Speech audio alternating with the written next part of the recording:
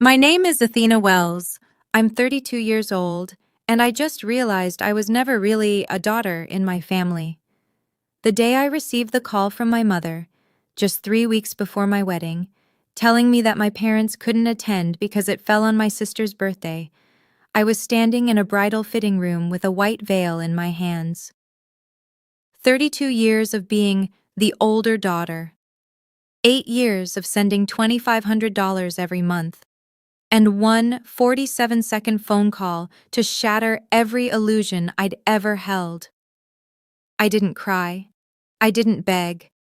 I just set the phone down and did something I should have done years ago. Before I tell you what happened next, please take a moment to like and subscribe, but only if you genuinely want to hear the rest. Where are you watching from, and what time is it there? Drop a comment and let me know. To understand why a 47-second phone call changed everything, I need to take you back to the years when I was called the family cash machine. I grew up in the suburbs of Portland, Oregon, a 3-bedroom house with a backyard that my mother loved to show off to the neighbors. Clarissa got the bedroom with the window overlooking the garden. I got the small room next to the garage where I could hear the water heater groaning every night. From as far back as I can remember, my mother had a particular way of introducing us. "This is Clarissa, my daughter," she'd say, her hand resting proudly on my sister's shoulder. Then, almost as an afterthought, "And this is Athena, Clarissa's older sister."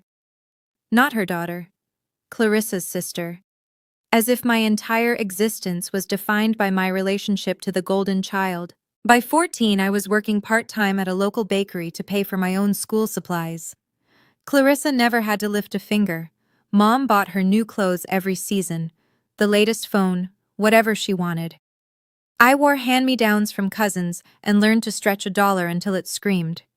When I turned 16, I saved up for 6 months to buy a used Toyota Corolla, 2005, dented bumper, air conditioning that worked when it felt like it.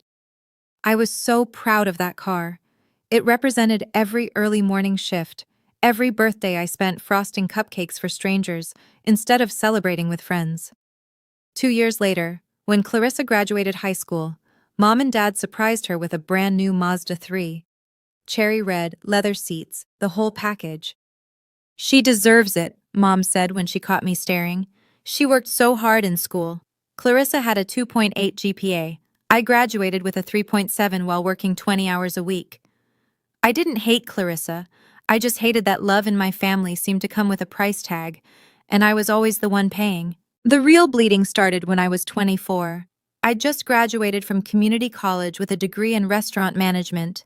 Nothing fancy, but I'd earned it while working full-time as a line cook.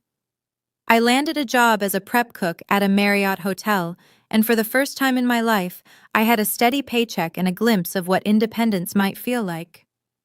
Then Mom called. "Athena, it's an emergency." Her voice was tight, the way it always got when she wanted something. "Your father lost his job.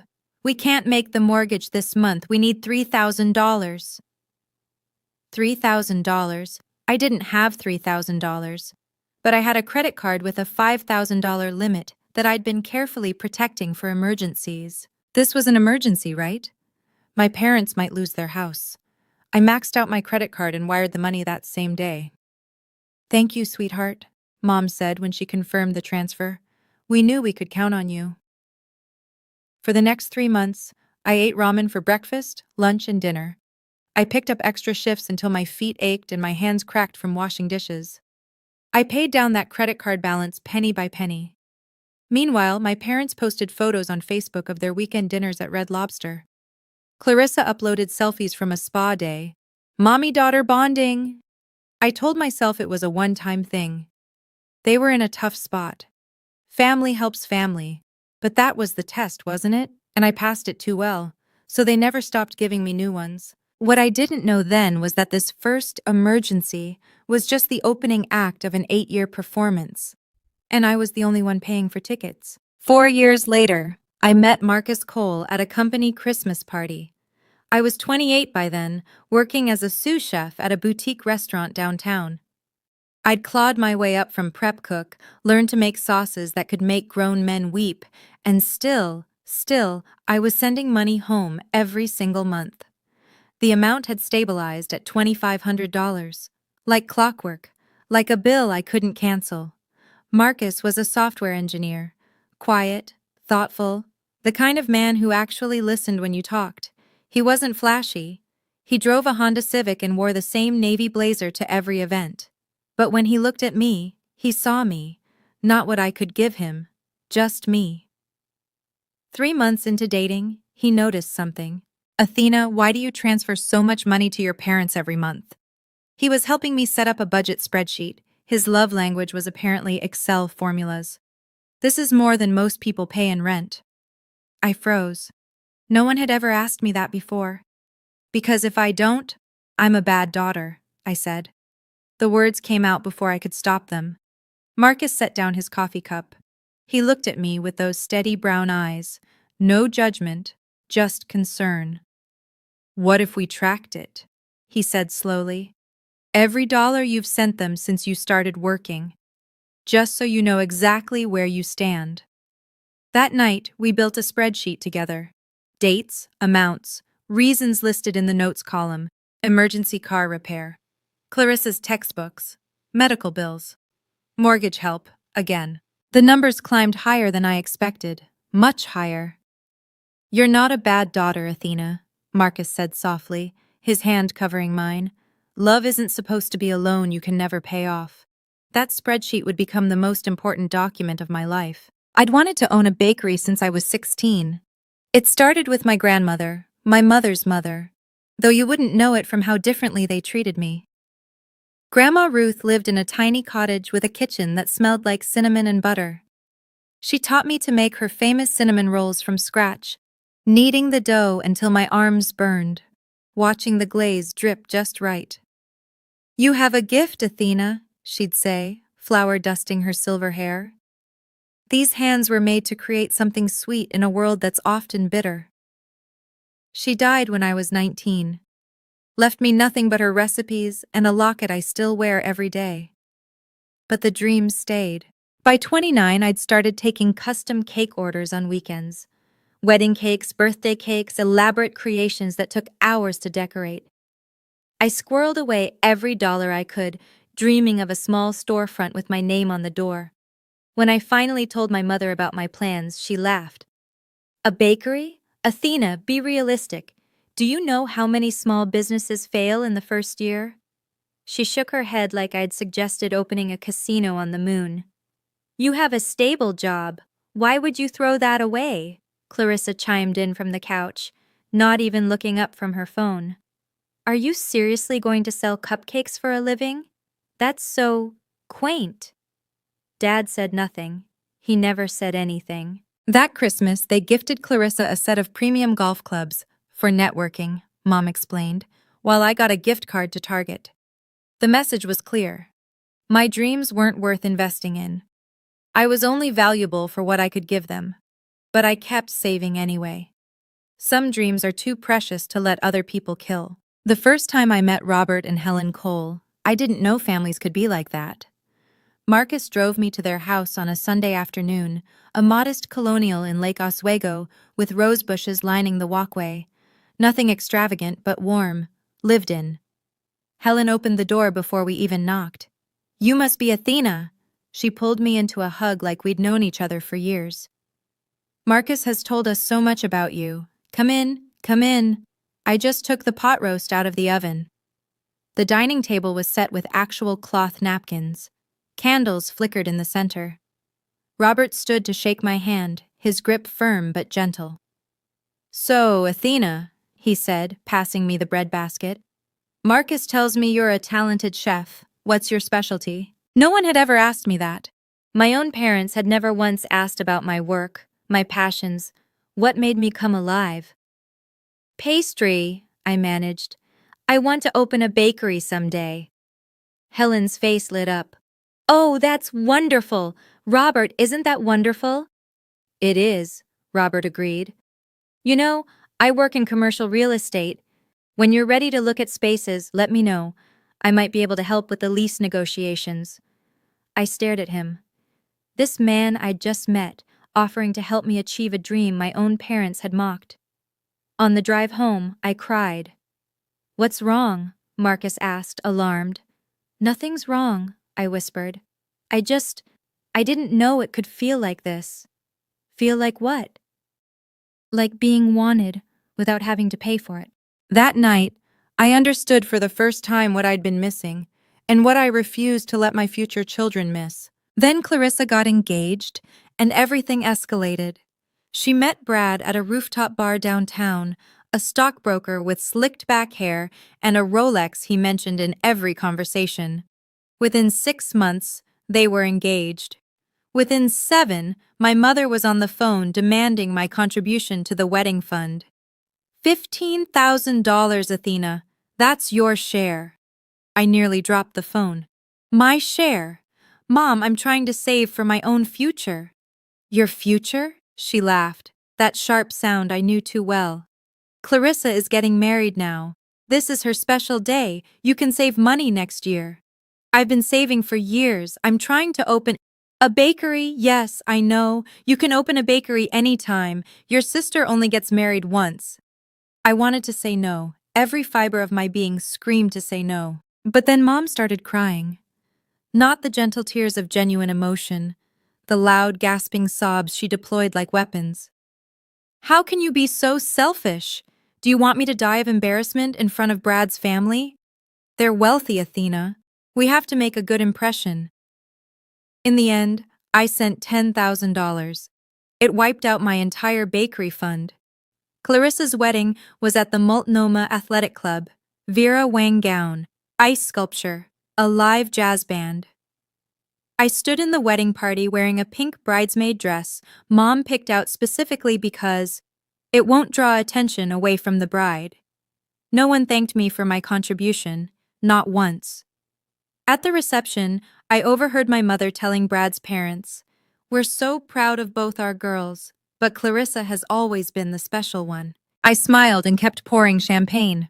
2 years later, when it was my turn to walk down the aisle, I'd learn exactly how special I was to them. Marcus proposed on a rainy evening in April, in the garden where my grandmother used to grow her herbs. The cottage had been sold years ago, but the new owners had kept the garden. Rosemary, lavender, thyme still growing wild in the beds Grandma Ruth had tended. Marcus had somehow gotten their permission to bring me there, to kneel in the damp earth with a ring box in his hand. The ring wasn't a diamond. It was a sapphire, the stone from my grandmother's locket, which Marcus had secretly taken to a jeweler months earlier.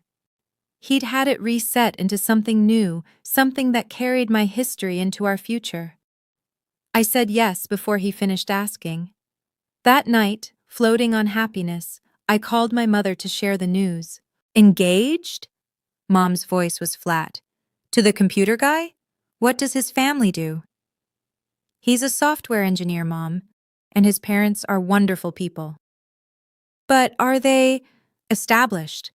What kind of wedding can they afford?" I felt my joy deflating like a punctured balloon. "I didn't call to discuss finances. I called to tell you I'm getting married." A long pause, then, "Well, at least he has a stable job. I suppose that's something." No congratulations, no tears of happiness, no, "I'm so happy for you, sweetheart." Later that night, Clarissa texted, "You're getting married before our 2-year anniversary? Kind of tacky TBH. Marcus found me in the kitchen, staring at my phone. "They didn't take it well, did they?" he asked quietly. "They didn't take it at all. They just inventoried it, like I was announcing a business merger instead of the happiest day of my life." He pulled me close. "Then we'll celebrate with people who actually care. My parents are already planning a dinner." I should have known then. The signs were all there, written in neon. But hope is a stubborn thing, and I still believed that when my wedding day came, my parents would show up. 6 months before the wedding, I signed the lease on a tiny storefront on Southeast Division Street. Sweet Dawn Bakery. The name came to me in a dream, my grandmother standing in morning light, pulling cinnamon rolls from the oven, the kitchen glowing gold. Robert Cole had found the space during one of his property searches. "The rent's manageable," he said, sliding the paperwork across his dining room table. "And the previous tenant left the ovens. You just need to bring in your own equipment."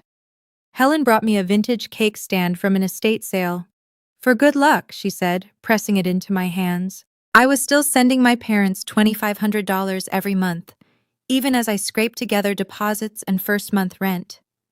I was stretched so thin I could feel myself fraying at the edges, but I refused to stop. Not yet. Family was family, even when family didn't feel like family. When I showed my mother photos of the bakery space, she squinted at her phone screen. "It's small," she said. "Are you sure you'll get enough customers?" "I have to start somewhere, Mom. I just worry about you wasting money. Clarissa's been talking about opening a nail salon. Maybe you could help her get started instead." I didn't respond. There was nothing to say. A week later, I was at Robert and Helen's house, organizing my business tax documents, when Robert paused over a stack of bank statements I'd brought. 8 years of transfers, $2,500, month after month, plus the larger emergencies. The total was staggering. Robert didn't say a word. He just looked at me with eyes full of something I couldn't name. Sadness, maybe, or recognition. "You've done more than your duty, Athena," he said quietly. "I want you to know that." I didn't realize until later that Robert had seen everything, and that his witnessing would matter more than I could imagine. 2 months before the wedding, I sent out save-the-date cards. I'd designed them myself, simple cream cardstock with pressed lavender from Helen's garden. "June 15th, it read. "Please join us for the wedding of Athena Marie Wells and Marcus James Cole." I hand-delivered my parents' invitation, hoping that seeing me in person might spark something, some flicker of excitement, some acknowledgement that their daughter was getting married. Mom glanced at the card and frowned. "June 15th? Let me check the calendar." She pulled out her phone, scrolled through dates, and sighed. "That's close to Clarissa's birthday, you know. She turns 28 on the 17th. "I know when Clarissa's birthday is, Mom. The wedding's on the 15th. "Still." She set the invitation on the kitchen counter next to a stack of grocery coupons. "We might have plans." Clarissa wandered into the kitchen, grabbed a yogurt from the fridge, and spotted the card. "Oh, your wedding thing? Brad wants to go to Cabo that weekend. I'll try to make it, but no promises." Dad sat in the living room the entire time, watching a golf tournament. He didn't even turn around. On the drive home, I called Marcus. "They didn't commit," I said, my voice hollow. "They said they might have plans." "For your wedding?" "For my wedding." A long silence. Then Marcus said gently, "Athena, maybe it's time to accept that your family isn't capable of being what you need them to be." "They'll come," I insisted. "When the actual day arrives, they'll be there. I know they will." "And if they're not?" I didn't answer. I couldn't imagine it. My own parents choosing not to witness the most important day of my life. It seemed too cruel, too impossible. 6 weeks later, I learned that cruelty was exactly what they were capable of. The call came on a Tuesday afternoon in late May. I was standing in a bridal shop downtown, surrounded by mirrors that showed me from every angle. The dress was ivory silk with delicate beading at the neckline, simple but elegant, the kind of gown I'd dreamed about since I was a little girl watching movies where fathers walked their daughters down the aisle. My phone buzzed. "Mom." "Hi, Mom. I'm actually at my final fitting right now. Athena, I need to tell you something." Her voice was matter-of-fact, like she was reading from a grocery list. "Your father and I won't be able to make it to the wedding." The fitting room went silent. The consultant who'd been adjusting my hem looked up, concerned. "What do you mean you won't be able to make it?" "June 15th is Clarissa's birthday weekend. Brad is throwing her an early party on the 15th since it works better for their schedules. We can't miss our daughter's birthday celebration." "Mom, her birthday is the 17th, and I'm getting married on the 15th. "Sweetheart, your sister only has one birthday a year. You could have picked a different date." I stared at my reflection. A woman in a wedding dress, phone pressed to her ear, world collapsing in slow motion. You're choosing Clarissa's birthday party over my wedding. Don't be dramatic. You know how important these milestones are for her. Brad's colleagues will be there. It's networking. I'm your daughter too, Mom.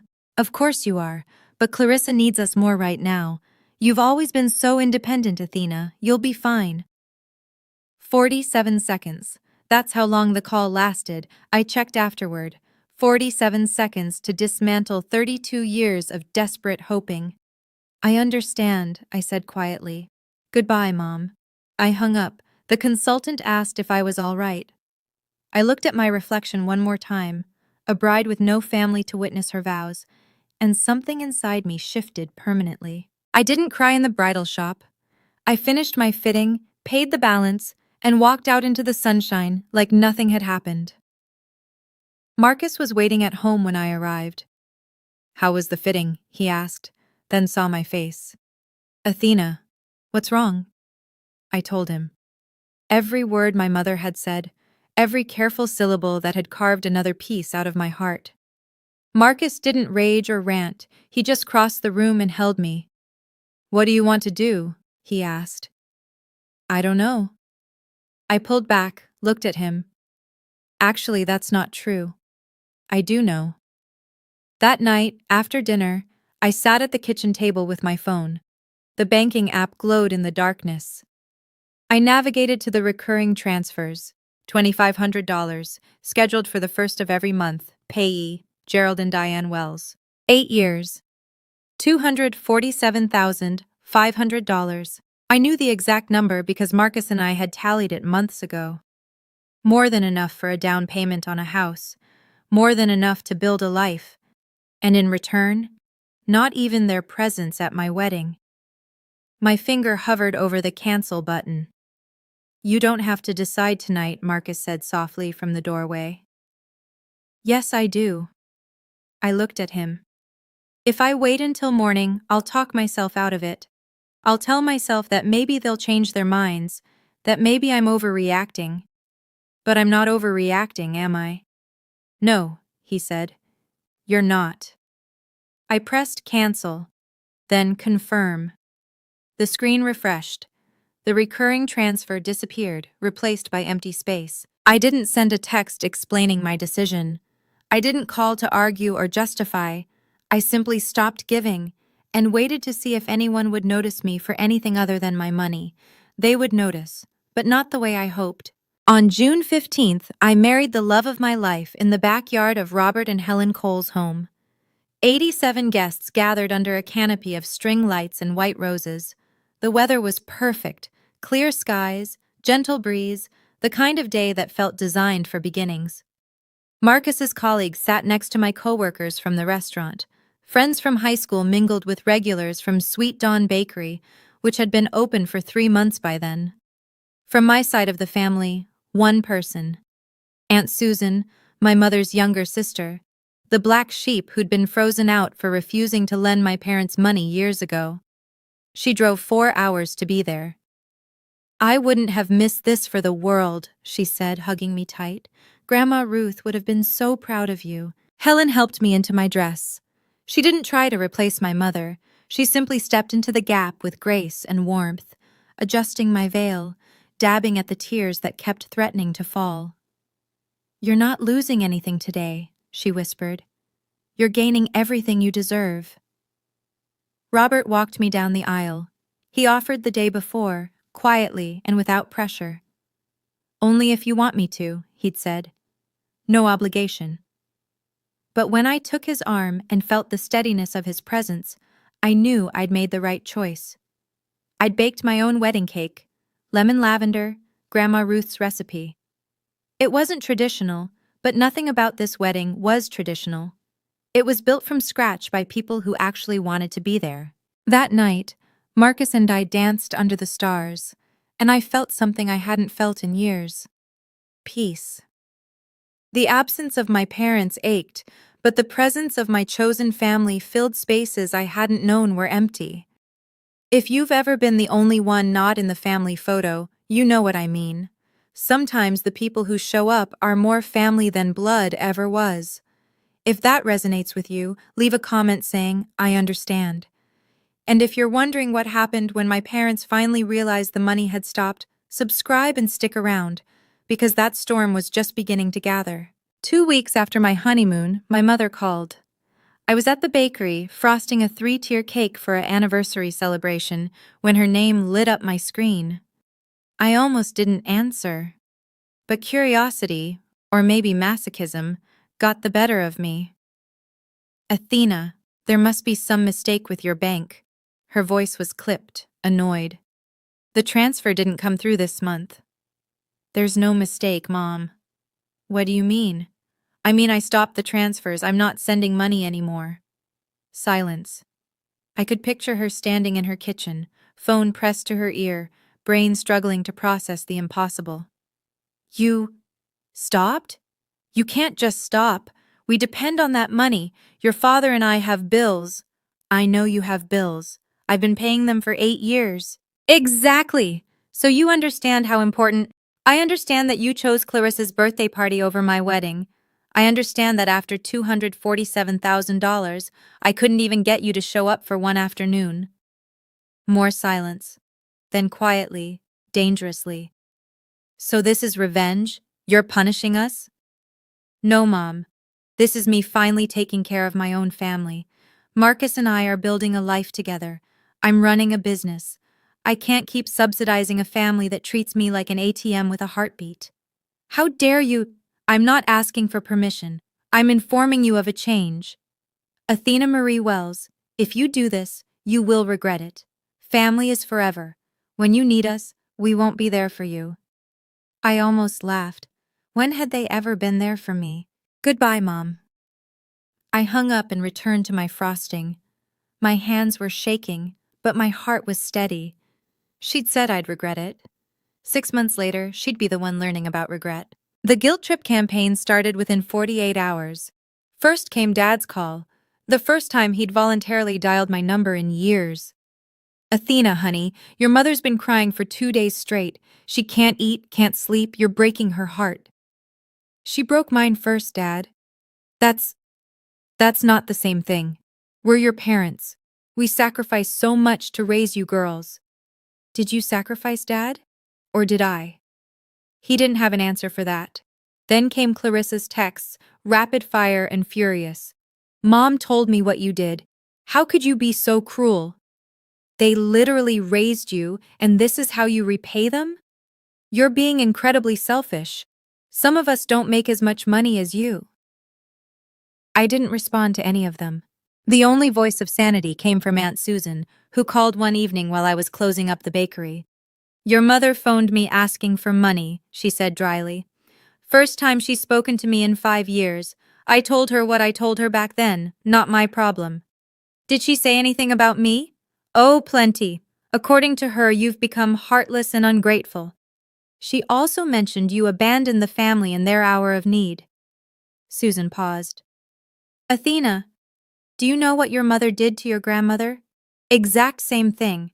Bled her dry until there was nothing left, then blamed her for not having more to give. The pattern.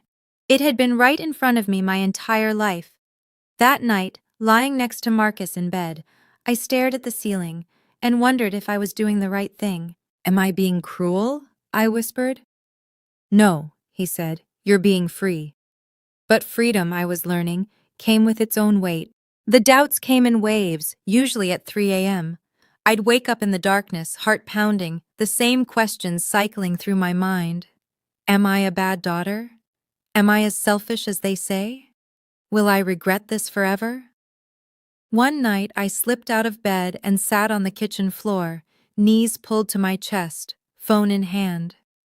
My finger hovered over my mother's contact. One call, one apology. Everything could go back to normal. But what was normal? Normal was giving until I had nothing left. Normal was being invisible except when they needed something. Normal was a one-way door that only opened when money flowed through. Marcus found me there at dawn. Come back to bed, he said gently, sitting down beside me on the cold tile. I keep thinking I should just Fix it. Send the money again. Make them happy. Would that make you happy? The question hung in the air. I didn't have to answer. That Sunday, we had dinner at Robert and Helen's. I barely touched my food, pushing pot roast around my plate while conversation flowed around me. After dinner, Helen caught my hand. You're carrying something heavy, sweetheart. I can see it. I'm fine, Helen. You're allowed to not be fine. She squeezed my fingers. And you're allowed to protect yourself from people who hurt you, even if they share your blood. Loving yourself isn't selfish, it's survival. Robert cleared his throat from the doorway. I saw your bank statements, Athena, months ago when we were doing the bakery taxes. He met my eyes. $247,000. You gave them everything, and they didn't even come to your wedding. You didn't fail them, they failed you. For the first time in weeks, I felt the knot in my chest loosen. I wasn't a bad daughter. I was a daughter who'd finally stopped paying for love that was never for sale. 8 months passed, and life began to bloom. Sweet Dawn Bakery had found its footing. A local food blogger discovered us in March and wrote a glowing review, a hidden gem tucked away on Division Street. Orders doubled, then tripled. I hired 2 part-time employees, Mia, a culinary school graduate, and Devin, a single dad looking for flexible hours. The bakery was becoming what I'd always dreamed it could be, a place where people came not just for cinnamon rolls and lavender shortbread, but for warmth. Regulars knew each other's names. Birthday cakes were ordered months in advance. We'd started a tradition of giving free cookies to kids who came in after school, and then, in April, I peed on a stick and saw 2 pink lines, pregnant. Marcus and I stood in our tiny bathroom, staring at the test like it might change its mind. Then he lifted me off my feet and spun me around, both of us laughing and crying at the same time. "We're having a baby," he kept saying. "We're having a baby." Helen wept when we told her. Robert made terrible jokes about teaching the baby to negotiate real estate deals. For the first time in my life, I understood what it meant to be celebrated, not for what I could give, but simply for existing. My parents remained silent. After months of ignored texts and unanswered calls, they'd stopped trying to reach me. I assumed they'd found some other solution to their money problems, or that Clarissa had stepped up for once. I was wrong. "Athena," Aunt Susan said during one of our regular calls, "you should know something. Your mother's been asking around the family for loans. Apparently, Clarissa made some bad investments. Very bad." The other shoe was about to drop. I just didn't know it would fall directly into my bakery. The full story came out in pieces. According to Aunt Susan, who'd gathered intelligence from various relatives, Clarissa had convinced my parents to invest their savings in a guaranteed opportunity that Brad had discovered. Some combination of cryptocurrency and multi-level marketing that promised incredible returns. $80,000, gone in 3 months. Brad's cousin ran the whole thing, Susan explained over the phone. Turned out to be a Ponzi scheme. The cousin disappeared to Mexico. Brad and Clarissa are getting divorced. I sank onto the bench outside my bakery, phone pressed to my ear. And my parents? They used the money you'd been sending as a safety net for years. Without it, they don't have enough to cover the mortgage. They're 3 months behind. The bank sent a notice. I should have felt vindicated. I should have felt that warm rush of schadenfreude that comes when people who hurt you face consequences. Instead, I just felt tired. "They're going to lose the house," I said. "Maybe, unless they find someone to bail them out." A text notification buzzed. I glanced at the screen. Clarissa's name appeared for the first time in months. "Hey sis, can we talk? I know we haven't been close, but family is family, right? We should catch up. Maybe grab coffee?" I stared at the message. After 8 months of silence. After skipping my wedding. After years of treating me like the family servant. "Family is family." I typed a reply. "I'm busy with the bakery. What do you need?" The response came instantly. "Nothing specific. Just wanted to reconnect. BTW, Mom mentioned you're doing really well with the business. That's so great. We should celebrate. Maybe you could help us figure out some financial stuff too. There it was, the ask, dressed up in casual clothes. I didn't reply, but I started preparing for what I knew was coming. That weekend, I spread 8 years across my kitchen table. Bank statements printed and organized by year. The spreadsheet Marcus and I had built together, now complete with every transfer, every emergency, every dollar that had flowed from my account to my parents. Transaction dates highlighted in yellow, running totals in bold. $247,500. What are you doing? Marcus asked, setting 2 cups of coffee on the table. Making sure I know exactly what happened. I shuffled through the pages. If they come asking for money, when they come asking, I want the facts in front of me, not emotions. Facts. You think they'll actually show up? I know they will. They've exhausted everyone else. I'm the last option. He sat down beside me, studying the documents. And what will you say? I don't know yet. But I won't let them twist this.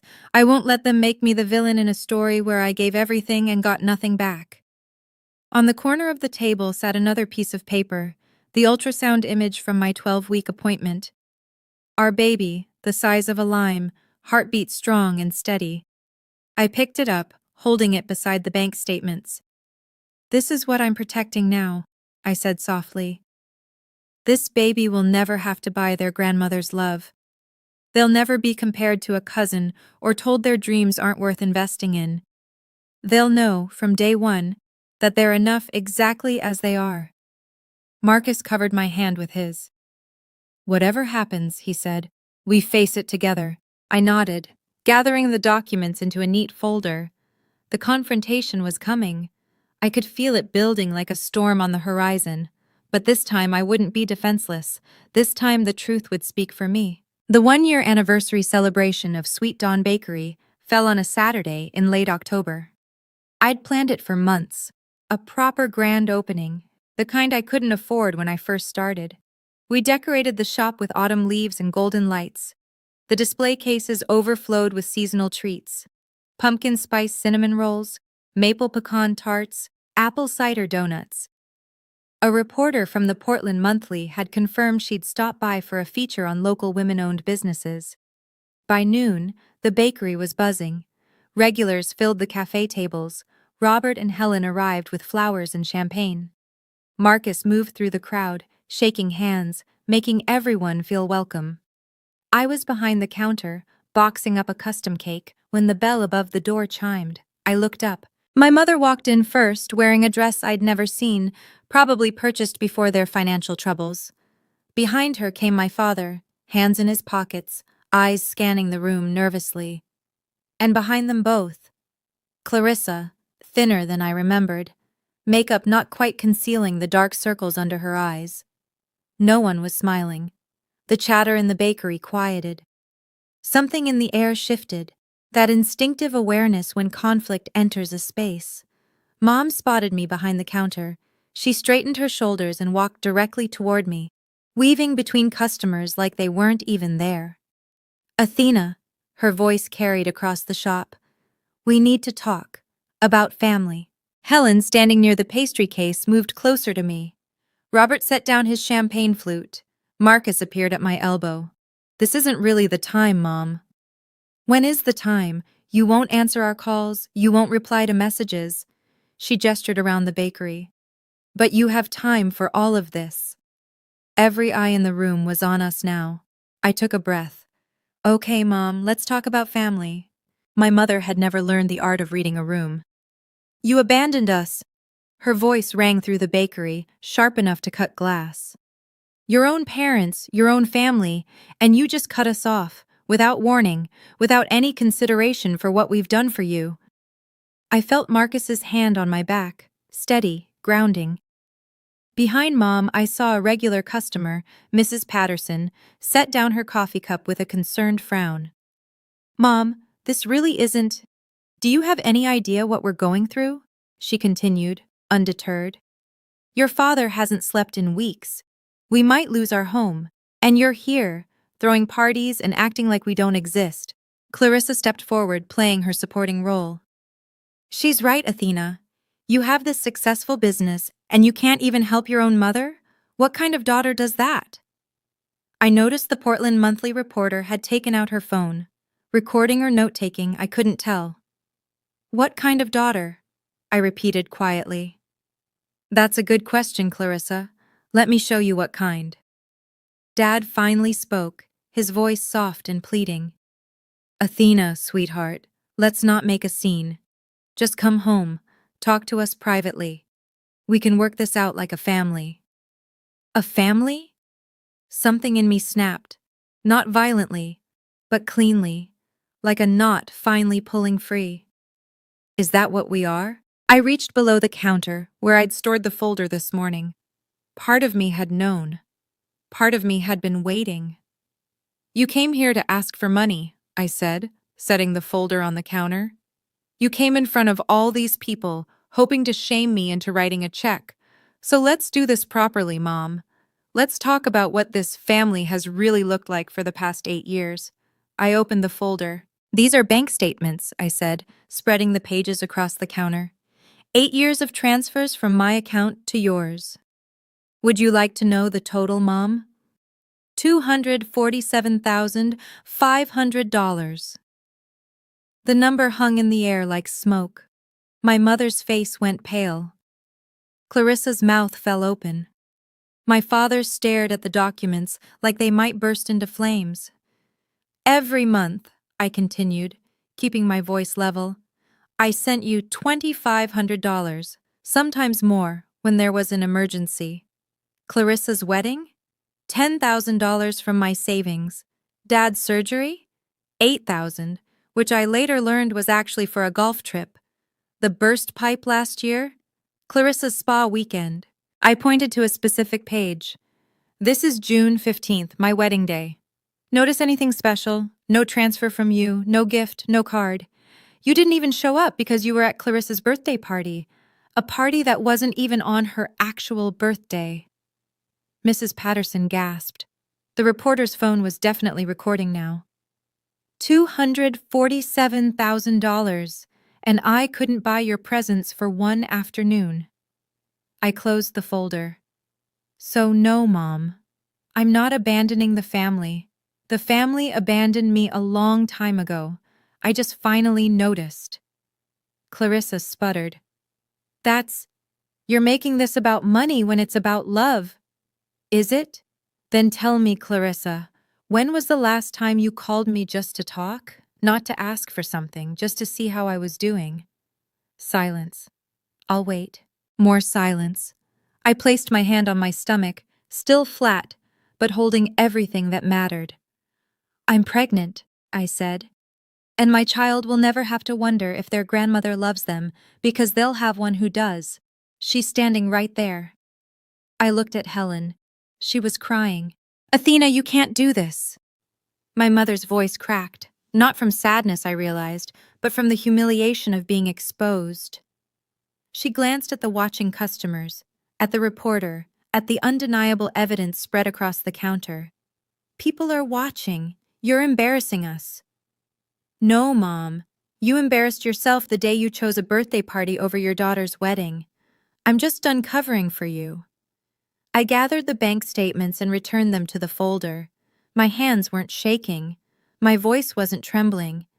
For the first time in my life, I felt completely, utterly solid. Here's what's going to happen, I said. You're going to leave my bakery. You're going to stop calling, stop texting, stop showing up at my business demanding money. And I'm going to continue living my life with my husband, my in-laws, and my baby. Your baby? Mom's eyes dropped to my stomach. You're having a baby and you weren't even going to tell us. Why would I? So you could ask how much it would affect my income. Clarissa's face twisted. This is insane. You're cutting us off completely? Over some old grudge? It's not a grudge, Clarissa. It's a boundary. Dad stepped forward, finally. Athena, please. I know we've made mistakes. Mistakes? I looked at him, really looked. Mistakes are forgetting a birthday. Mistakes are missing a phone call. Choosing not to attend your daughter's wedding is a choice, Dad. And so is what I'm doing now. Helen moved to stand beside me. Robert positioned himself at my other side. Marcus's hand found mine. My family. My real family. This bakery is called Sweet Dawn, I said quietly. Do you know why? Because my grandmother, the one you ignored until she had nothing left, she told me I could create something sweet in a world that's often bitter. That's what I'm doing. Without you. I nodded toward the door. Please leave. The room held its breath. If this moment resonates with you, if you've ever had to choose your peace over someone else's expectations, comment, respect. And if you want to know what happened after they walked out that door, stay with me. We're almost at the end. For a moment, nobody moved. My mother's face cycled through emotions like a slot machine. Shock, then anger, then something that might have been shame if she were capable of feeling it. Clarissa had tears streaming down her cheeks, though whether from genuine hurt or wounded pride, I couldn't tell. And then a voice cut through the silence. Excuse me. Mrs. Patterson, 63 years old, retired schoolteacher, regular customer since day one, rose from her table. I've been coming to this bakery every Saturday for a year, she said, addressing my mother directly. Athena remembers my husband's name, asks about his treatments, saves his favorite muffin even when it sells out. Last month, when I couldn't afford a birthday cake for my grandson, she made one anyway and wouldn't let me pay. She pointed at the folder of bank statements. That woman gave you $250,000 and you couldn't show up to her wedding? Mrs. Patterson's voice shook with indignation. You should be ashamed. A murmur rippled through the bakery, heads nodding. Someone in the back muttered, Unbelievable. My mother's composure crumbled. She grabbed my father's arm, dragging him toward the door. Let's go, Gerald. We don't need to be humiliated by strangers. You humiliated yourselves, Mrs. Patterson called after them. All she did was show the receipts. Clarissa hesitated, looking at me with something approaching confusion, like she genuinely didn't understand how we'd arrived at this moment, like she'd never considered that actions had consequences. Clarissa, I said quietly. Goodbye. She turned and followed our parents out the door. The bell chimed, the door swung shut. And just like that, 32 years of trying to earn my family's love came to an end. Helen wrapped her arms around me. Marcus kissed my temple. Mrs. Patterson returned to her coffee with a satisfied nod. The celebration continued. The rest of the afternoon passed in a strange, peaceful blur. The Portland Monthly reporter approached me after my family left, notepad in hand. I came to write about women entrepreneurs, she said carefully. But that was something else. Do you want me to leave it out? I considered the question. Part of me wanted to hide, to keep the ugliness private. But another part, the part that had spent 32 years being invisible, was tired of staying small. Write what you saw, I said. But this story isn't about revenge, it's about building something worth protecting. She nodded, scribbled something down, and ordered a box of cinnamon rolls. By evening, the crowd had thinned. Marcus swept the floors while I wiped down tables. Robert and Helen insisted on washing dishes despite my protests. Let us help, Helen said firmly. That's what family does. I paused, rag in hand, watching them work together in my kitchen. Robert told terrible jokes. Helen pretended to be annoyed. Marcus laughed at both of them. This was my family now. Not by blood, but by choice.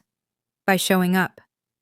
Later, locking up for the night, Marcus pulled me close under the string lights we'd hung that morning. How do you feel? I thought about it. The confrontation, the bank statements, the public spectacle. I searched for the right word. Light. Like I've been carrying something heavy for so long, I forgot what it felt like to stand up straight. You didn't win, you know. There's no trophy for this. I know. I looked at my bakery, the warm lights, the display cases, the hand-painted sign. But I didn't lose either. I just finally stopped playing a game I could never win. He kissed my forehead. Ready to go home? Yeah, I smiled. I really am. In the 3 months that followed, I watched from a distance as consequences unfolded. Aunt Susan kept me updated, despite my protests that I didn't need to know. Your parents sold the house, she reported in December. Got less than market value because they were desperate. They're renting a 2-bedroom apartment in Gresham now. I felt something when she told me. Not satisfaction exactly, but not grief either. More like the dull recognition of inevitability. What about Clarissa? Brad's gone. Moved to Seattle with some woman he met online. The divorce is nasty. She's living with your parents now, all 3 of them crammed into that apartment. I imagined it. My mother, who'd spent decades cultivating an image of suburban success, now sharing walls with strangers, listening to arguments through the floor. My sister, the golden child, reduced to sleeping in her childhood twin bed again.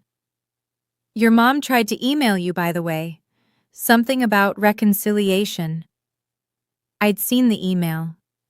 3 pages of carefully worded blame. How I'd misinterpreted their love. How every family has struggles. How holding grudges only hurts yourself. No apology. No acknowledgement of what they'd done. Just reframing the narrative to make me the villain again. I forwarded the email to a lawyer Marcus recommended, not to sue, just to document, in case they ever tried anything more aggressive. What should I tell her? Aunt Susan asked. If she asks about you? I thought about it. Tell her I'm happy. Tell her I'm building a life with people who show up. And if she asks for money? I almost laughed. Tell her the ATM is permanently closed. That Christmas, Marcus and I hosted dinner for 10. The Coles, Aunt Susan, co-workers from the bakery, friends who'd become family. We laughed and ate too much and didn't talk about the people who weren't there. Some absences are losses. Others are just space to breathe. On a warm evening in late May, I stood in the kitchen of Sweet Dawn Bakery, feeding my daughter. Lily Dawn Cole, 7 weeks old, with her father's brown eyes and, I like to imagine, my grandmother's stubborn chin. She'd arrived on a rainy April morning, and from the moment I held her, I understood something I'd been chasing my entire life. This warmth in my arms, this tiny human who needed nothing from me except presence. This was what love felt like. Helen had been there for the birth, holding my hand when Marcus stepped out to update the family. Robert paced the waiting room, practicing grandpa jokes. When Lily finally arrived, both of them cried harder than I did. She's perfect, Helen whispered, touching Lily's cheek with trembling fingers. She's absolutely perfect. I thought about calling my mother. The instinct was still there, buried deep, that little girl who just wanted her mom to care. But then I looked at Helen, at Robert, at the circle of people who'd chosen us, and the urge faded. The bakery had expanded. The Portland Monthly feature had brought an avalanche of new customers, and I'd hired 2 more employees to keep up with demand. We'd started selling online, shipping Grandma Ruth's cinnamon rolls across the country. Everything I'd ever wanted was right here.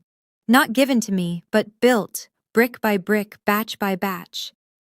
One night, rocking Lily to sleep in our living room, I made her a silent promise. You will never wonder if your mother loves you. You will never feel like a burden. Your worth will never be measured in dollars transferred or favors owed. You will be celebrated for existing, nothing more, nothing less. She yawned, tiny fists uncurling, and drifted off against my chest. Outside, the sun set gold over Portland. A new dawn indeed. Marcus asked me once, in that quiet hour after Lily fell asleep, if I had any regrets. We were sitting on the back porch, watching fireflies blink in the garden. The question caught me off guard, not because it was unexpected, but because I had to actually think about it. I regret the time, I said finally. 8 years of hoping they'd change. 8 years of sending money like offerings to gods who were never listening. But not the ending?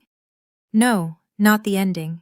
I'd started therapy 3 months after the bakery confrontation, something Marcus gently encouraged and Helen not so gently insisted upon. It helped, having a professional untangle the knots I'd tied myself into. Understanding that my parents' behavior wasn't about me, that their inability to love me properly was their failure, not mine. One afternoon, I wrote a letter. Not to send, just for myself. Dear Athena, at 24, I know you're about to wire $3,000 to people who won't thank you. I know you believe this will earn you a seat at the table. It won't. Here's what I wish I could tell you. You're not obligated to purchase love that should be given freely. You're not selfish for having needs.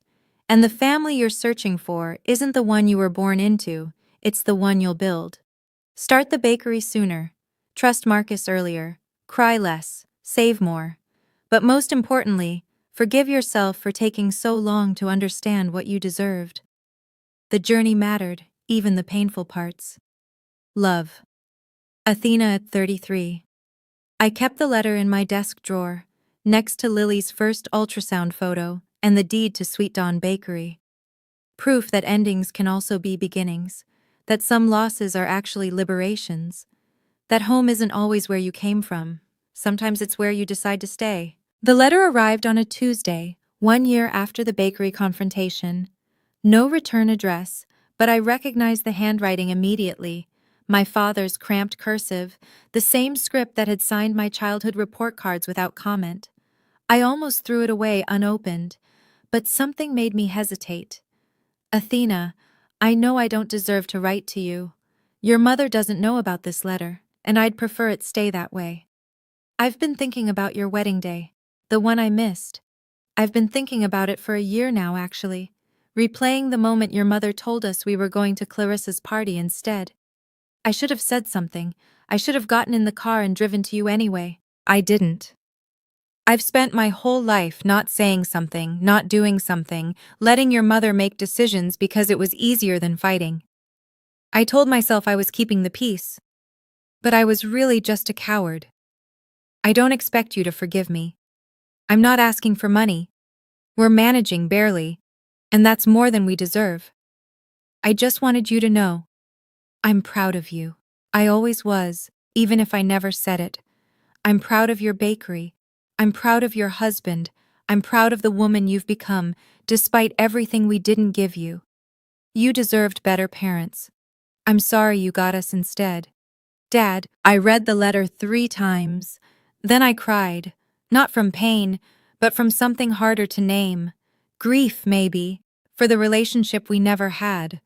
Relief that somewhere, in some small way, he finally saw me. Marcus found me in the kitchen, letter in hand. Good news or bad? Neither. Just truth. Finally. I didn't write back. Not yet. Maybe someday. For now, I tucked the letter in my desk drawer and went to check on Lily. Some doors stay closed, others stay ajar. And that's okay too. If I'm being honest, and I've tried to be honest with you this whole time, I don't think my mother is evil. I think she's broken. She grew up poor, the daughter of immigrants who worked 3 jobs each and still couldn't afford heat in the winter. That kind of childhood leaves scars. She clawed her way into the middle class and spent the rest of her life terrified of sliding back. Clarissa, beautiful, charming, socially graceful, represented everything my mother wished she had been. I represented everything she was trying to escape. Plain, practical, hands always covered in flour. It wasn't about loving Clarissa more, it was about loving herself less, and seeing me as a mirror she didn't want to face. Does that excuse what she did? No. Does it explain it? Maybe. My father chose peace over justice, comfort over courage. He wasn't malicious, just weak. And weakness, in its own way, can wound as deeply as cruelty. I don't tell you this so you'll pity them. I tell you because understanding isn't the same as forgiving, and I think it's important to know the difference. So here's what I've learned, for whatever it's worth. Love with conditions isn't love, it's commerce. Setting boundaries isn't cruelty, it's survival. And the family you build can be just as real as the family you're born into, sometimes realer. If you're someone's ATM, if you're always giving and never receiving, if you're standing in a wedding dress wondering why your parents aren't there, hear me. You're not broken, you're not selfish, you're just finally seeing clearly. Thank you for staying with me through this story. If it touched something in you, leave a heart in the comments, or share your own experience if you're ready. Subscribe if you want to hear more stories like this one, and check the description for another video I think you'll appreciate. Remember, dawn comes after darkness, every single time.